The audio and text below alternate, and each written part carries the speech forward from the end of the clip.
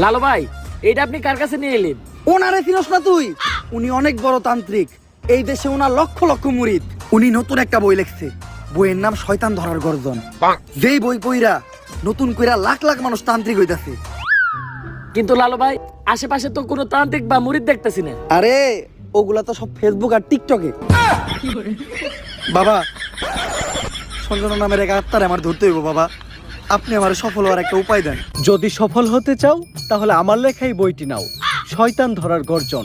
এই বইটি নেওয়ার সাথে সাথেই তোমার জীবনে থাকবে না কোনো অর্জন। আমি কথা দিয়ে কথা রেখেছি, শয়তান আসেনি তো ফিরে।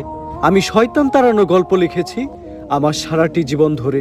আমি অন্ধকারে মোমবাতি জ্বালিয়েছি, তবুও পাইনি ভূতের খোঁজ।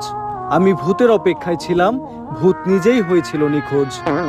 শয়তান ধরার গর্জন, পৃষ্ঠা নাম্বার চুদলিংপং।